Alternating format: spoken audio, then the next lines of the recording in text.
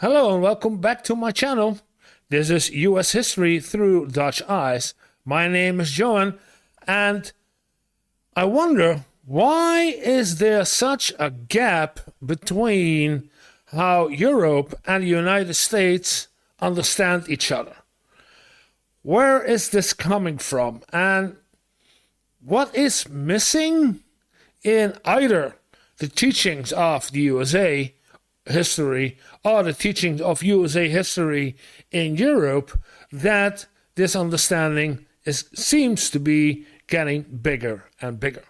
And to do so, I dive into the US history to find what is there happening, what did happen, and maybe I can find a way or a reason or a seat, a small point or several points that I see as, wait a minute, this is differently in Europe, or this is something that we should take notice of when we're communicating with each other about I don't know what. So I want to see how it is, and to do so, I'm gonna dive into today and gonna react to what is left of New Amsterdam and the origins of USA. And this is the first part of a two-part video, because the second part of this video I watched yesterday and I didn't know that there was a first part, so that's why I do this one. And the question I want to answer, and that is also what's getting in here, what happened with New Amsterdam and all the other colonies? What happened to New Amsterdam, I know. It's now New York, and we had to give it away, more or less give it away to the Brits. But there were more colonies, and I know what happened of the videos I saw the last couple of weeks, that the Vikings were in there to discover the United States. Then we have videos about how the 13 colonies came to alive. And in between, there was something like the Dutch guys. And I saw the French colonies. And I started with the French colonies. Why aren't there any French colonies anymore? And after that question was solved, I also want to know what happened with the Dutch colonies. And so today I'm going to take this one. And if you're interested too, I want to know how this happened, just stick around and we will see. So let's dive in.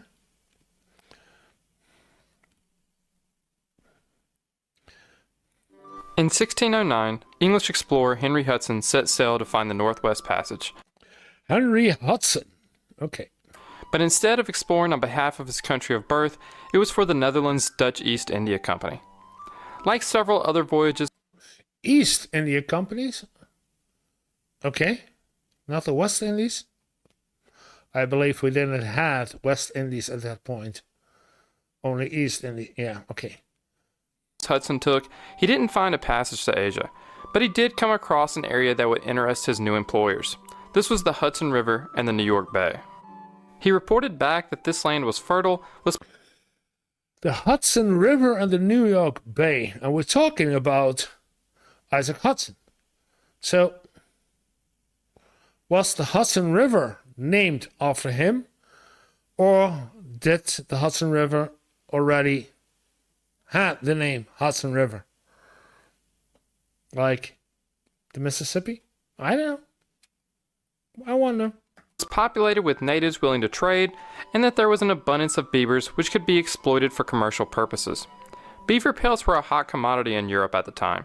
Their fur could be felted to make waterproof hats, and parts of the beaver were used for medicines and perfumes. In the years following Hudson's voyage, as a result of his report, the Dutch... This is the Netherlands, I guess. This is not the United States, or because I see right over here the Zuiderzee. But I'm looking at if I see any other Or is this part of? Because if this is the ocean, and this is, yes, the Mohicans. We've got the Zuiderzee. This is Dutch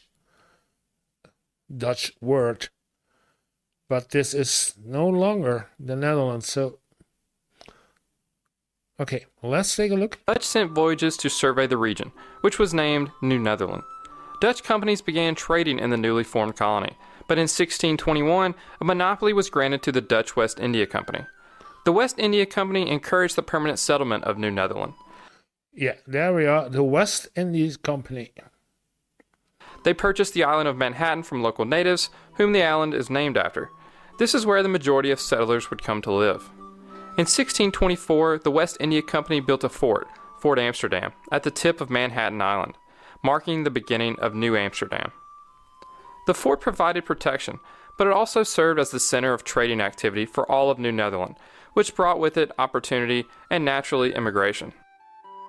But New Netherland was squeezed between the English colonies of Virginia to the south and the New England colonies in the north. Its location and valuable fur trade made it very attractive to the British. In 1664, 4 English frigates sailed into New Amsterdam's harbor and demanded New Netherland's surrender. The British promised the settlers, yeah, okay. Extortion by the Brits. they could continue their way of life. The locals had also lost their loyalty to the West India Company after repeated requests of the company to provide them with protection, which the company ignored. So the locals chose not to resist, and so the town was taken by the English with no casualties. Okay. The company, okay. They didn't protect them. And then, okay, if you want to have it, you're going to get it. New Amsterdam was then reincorporated under English law as New York City. The Dutch actually briefly, and just like the English had, peacefully, took back New Amsterdam in 1673, renaming it New Orange, before giving it back to the English at the conclusion of the Third Anglo-Dutch War, essentially trading it for the former British colony of Suriname. Yeah, New York versus Suriname. We already saw that in the previous video. Yeah. The British would hold the settlement until it became part of the United States. Now, over 300 years since New Amsterdam became New York City, what's left of it? Unfortunately, there isn't really a lot of tangible things. There are no structures that remain. While the demolition of old structures to make room for new large developments did occur, fires are a large reason why little survives. A fire broke out during the American Revolution that destroyed a large area of what was New Amsterdam. In 1835, another devastating fire hit Lower Manhattan, and a third massive fire struck 10 years later, leaving almost nothing of what was New Amsterdam untouched. It's unlikely anything of the old settlement survived past this period. I see the fort still standing in this map. I don't know if it's really standing in the Lower Manhattan. Did it survive? I have to look this up in the Street View of Google Street View if this is still there. The piece of land that once housed Fort Amsterdam now sits the U.S. Customs House. And the answer of the question. So the fort itself is now... what did he say? The piece of land that once housed Fort Amsterdam now sits the U.S. Customs House, which inside now serves as the Museum of the American Indian. Today's Bowling Green is still a public gathering place. Today, it's a nice little park, but in New Amsterdam, it served as a cattle market and parade ground. But as you can see on this New Amsterdam era map, what does remain is the street pattern. Though the sites are a little different than they once were, you can still walk the same path as the settlers almost 4 centuries ago. The large street starting from Fort Amsterdam and heads north became what we call Broadway. Today's Broad Street once housed a canal, which was also likely used as a sewer. On the settlement's northern limit is Wall Street. On English maps, there are 2 different spellings in the Dutch language, De Waalstraat and De Waalstraat. 2 different spellings in the Dutch language, De Waalstraat. Not likely. Waalstraat and De Waalstraat. The Waalstraat. sounds more likely because we're looking at a wall. This is in English a wall, and in Dutch it's also the wall. So they call it the street along the wall. So the wall street is more likely than the wall street. The wall is a river in the Netherlands. Waal means Walloon in English, which is What? and de Waalstraat. Waal means Walloon in English. And de Waalstraat. Waal means Walloon in English, which is a cultural identity of a group of people that primarily live in Wallonia. Peter Minuit. Yeah, okay. What did he say? Wallonia. Yeah, it's a part of Belgium. It's Wallonia. It's in current day Belgium. You got Wallonian, and the Wallonian, a Waal. The Wallonians are the French-speaking part of Belgium. The Waal. Well, that's what he meant, okay? The person who bought Manhattan for the Dutch was a Walloon. So it's possible that this is the origin of the name. No. Waal can be translated as rampart or wall. This is typically thought to be the true name and origin. Yes, it is. Because there was a 9-foot wall made of dirt and wooden planks on the back of Wall Street. This was constructed to protect the residents of New Amsterdam from the British, pirates, and Native Americans. You can reportedly trace the original Wall Street wall by following square wooden markers on the ground. On Pearl Street, an outline of the old City Hall, which also acted as a tavern, is outlined in cream-colored stone. Though unrelated, just steps away is Francis Tavern, which just over a century after New Amsterdam became New York, George Washington gave his famous farewell, informing his officers he was resigning his commission. Not far from here are two 20th century structures built in the Dutch colonial revival style. Though there are few tangible remains of New Amsterdam left something greater which stretches farther than just lower Manhattan. These are characteristics and values that the United States was founded on and still holds true today. Things such as tolerance, freedom of religion, the opportunity for upward mobility, and maybe even our ideas of democracy. For the rest of this video, I'll argue why this settlement deserves more credit than it currently receives for its influence on the United States, and should receive the same spotlight as other colonial settlements that as Americans we so often claim as our origins. It's typically thought that when the British took over New Amsterdam, that its culture was erased, but it wasn't. None of the residents left, and the British found that New Amsterdam was thriving and was uniquely tied to both the Dutch and the British empires. The settlement worked, and they recognized they shouldn't fix what wasn't broken. The Dutch essentially invented modern capitalism. They created the first multinational corporation and the first stock exchange. That's what I told yesterday in the other video. So why doesn't he mention it? But I was waiting for this video. He mentioned it here. Yeah, the stock exchange is Dutch in origin. And this knack for making money was brought with the Dutch to New Amsterdam. In 1640, the West India Company gave up its monopoly, and New Amsterdam became a free trading port, which enabled other businessmen to invest in New Netherland and encouraged more people to move to the settlement. This is when New Amsterdam truly began resembling what today we call the American dream. This look very nice with small houses and small gardens, and I wonder, not even in the Netherlands it would look this nice at that time in century. So is this artist freedom that he draw something like this? Because a lot of green in this part. Nowadays there is no more green. It's all high towers and skyscrapers and... Entrepreneurship was rampant, and many residents had side businesses. It was common for a man to work for the West India Company, but also own a tavern, or a bakery, or sell crops on behalf of farmers. Every resident in New Amsterdam had shares in one shipment of cargo or another.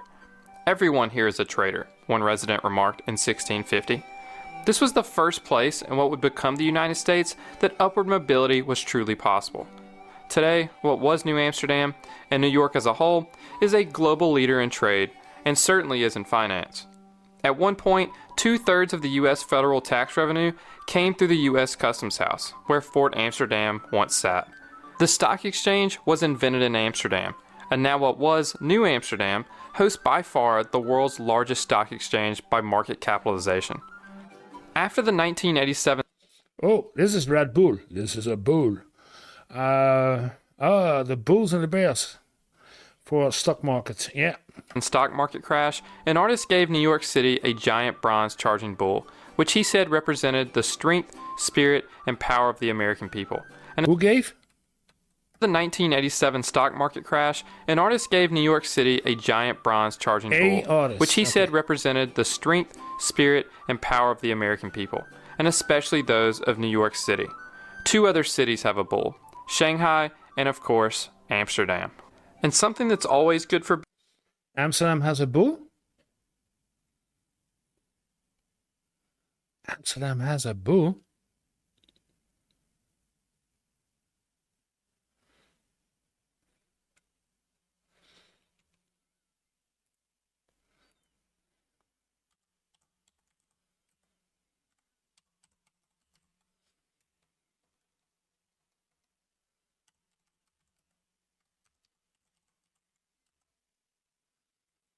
Op het Beursplein? Ja. Oh.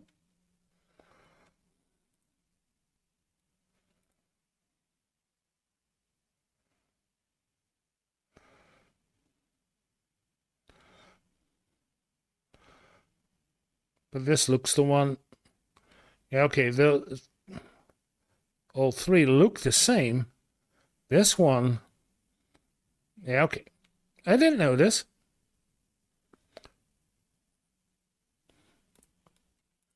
Business is tolerance. A decade before the founding of other colonies with religious freedom, Rhode Island and Connecticut, and over 50 years before the province of Pennsylvania was founded, there was New Amsterdam. And when the British took it over in 1664, the New Amsterdam Director General, Peter Stuyvesant, and his council negotiated with the British that New Netherland shall keep and enjoy the liberty of their consciousness and religion. This freedom of religion came from the Netherlands. Tolerance was a defining cultural character. Freedom of religion came from the Netherlands. The British didn't. The Royal.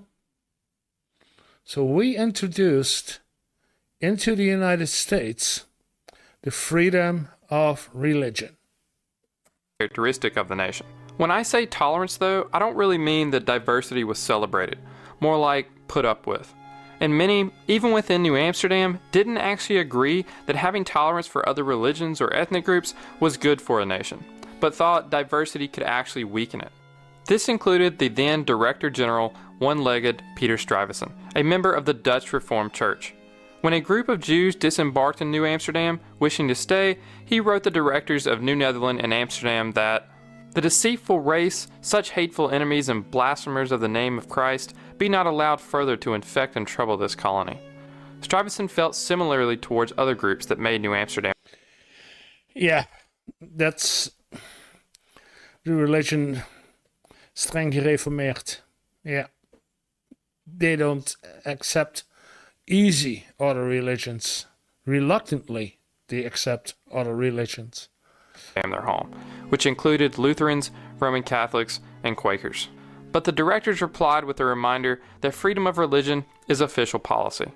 This diversity wasn't just religion, but nationalities and ethnicities. A 1646 Jesuit priest reported that he found 18 languages spoken in New Amsterdam. 18? 18 different languages. So 18 nationalities. This was the first multicultural society in what would become the United States. If you walk through the streets of New York City today, you are bound to have the same experience. New Amsterdam actually had their own taxation without representation moment, the main cause for the American Revolutionary War. But instead of a tax on tea and paper, it was beaver and beer. The director of New Netherland from 1638 to 1647, Willem Kieft, started a brutal... Willem Kieft? Really? A famous Dutch soccer player is called Willem Kieft.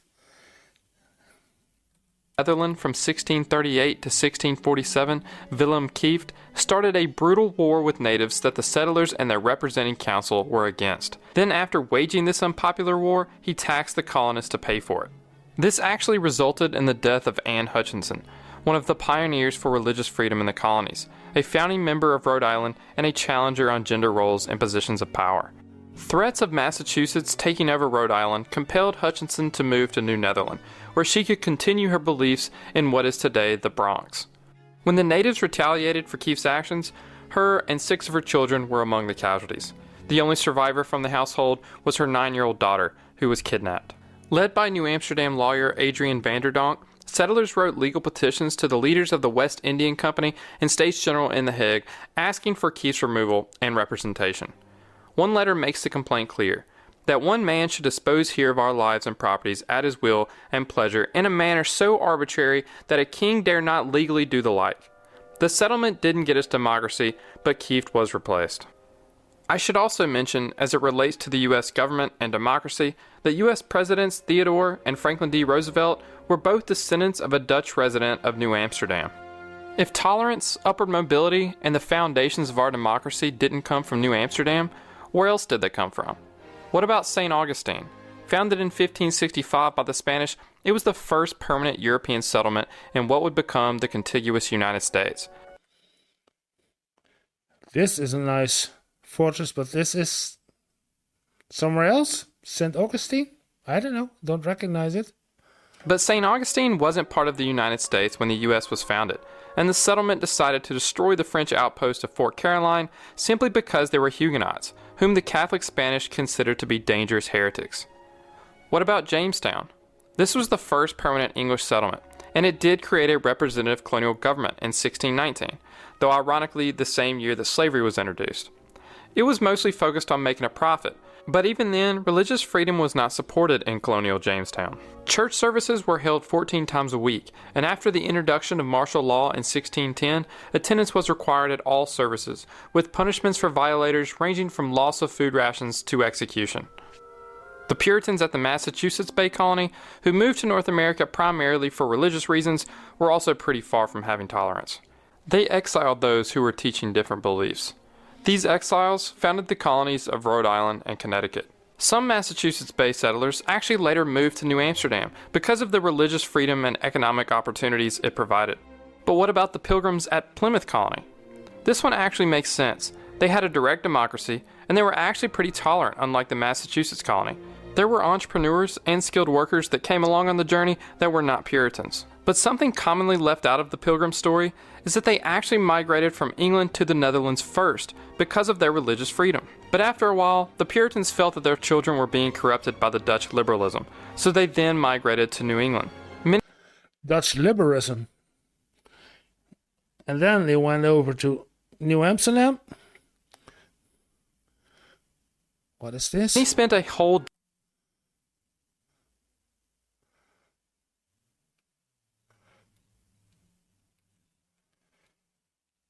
The fourth enlargement, de vierde vergroting, tweede vergroting, second enlargement,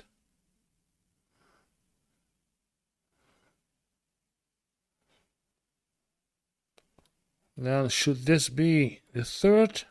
Yeah, third enlargement, but there's first, yeah. First enlargement,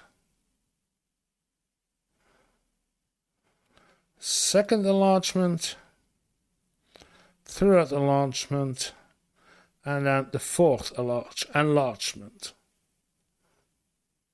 Decade in the Netherlands before coming to America. It's highly possible that the group picked up some of their tolerance from the Dutch.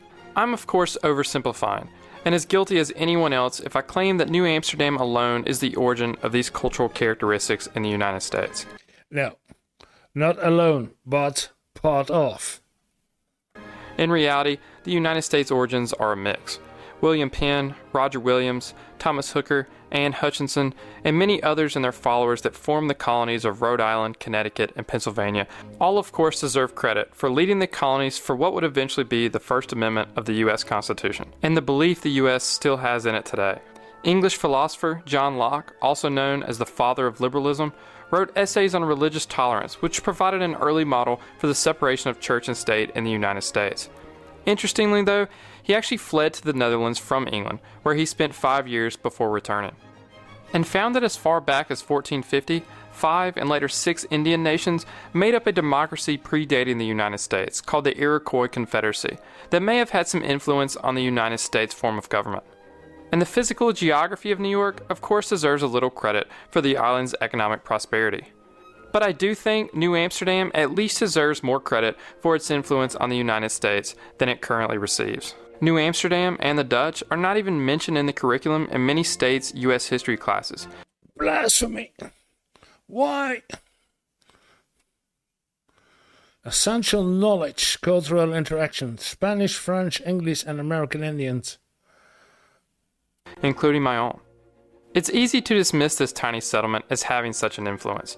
It only had about 2,500 people at the time of the British takeover, but it appears to be the most aligned with American ideals and beliefs than any other original settlement for which U.S. citizens claim as their origins. And align. And I don't think that's a coincidence. After the British took it over, it continued to grow. People continued to migrate, including from the Netherlands. By 1810, New York State was the most populated state in the U.S. What was now New York also continued to grow its economy. It traded with other port cities along the coast. Look at this. Wow.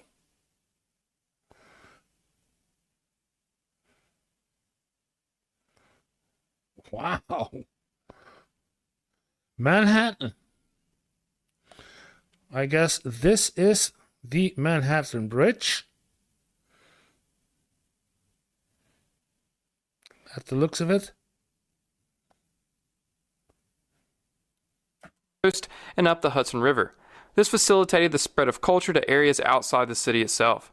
The Erie Canal was completed in 1825, which grew the population and economy further. From 1892 to 1924, nearly 12 million immigrants from all different nations were processed through Ellis Island.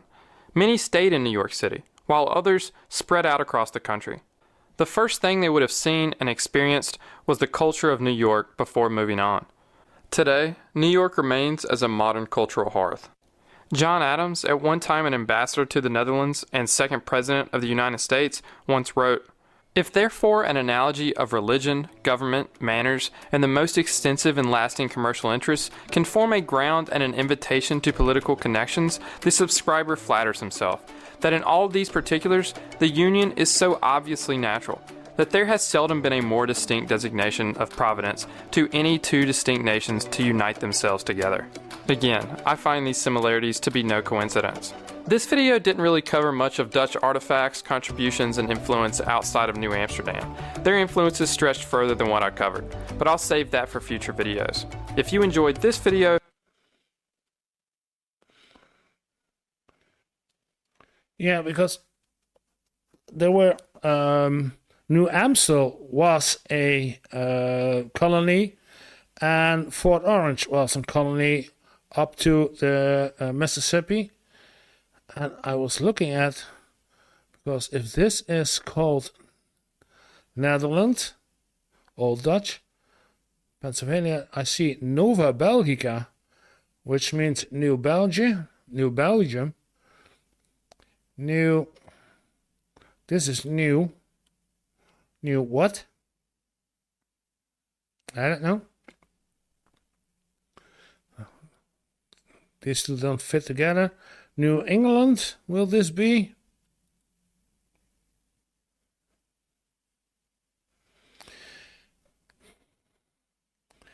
Well, what happened to the other colonies in Northern America called New Amstel and Fort Orange?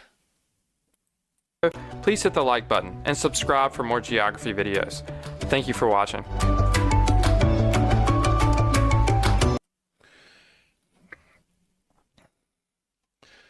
Okay, we had this part 1. Part 2 I already reacted to. This is a good video about good. I already subscribed. Let's like it too.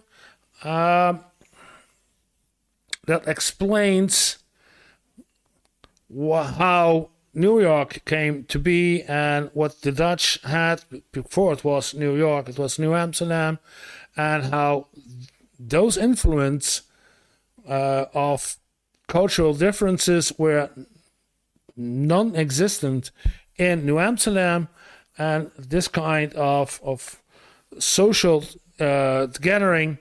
We had a lot of languages in New Amsterdam, and that should be considered as a part of the history of current United States and their views about freedom of religion and freedom of other freedoms. So, no answer to the question what happened to Fort Orange and New Amstel. What I saw, maybe in other videos this will be clear, but now we have, that was what I ended with. We have the 13 colonies, and there was the 7 Years' War that the French colonies became also part of the colonies of Britain in North America. So let's move on and see what happens with the 13 colonies and the other colonies during that time after the 7 Years' War. If you like the video, like, subscribe, make this channel a bit better, and we will see each other in the next video. Thank you for watching. I'll see you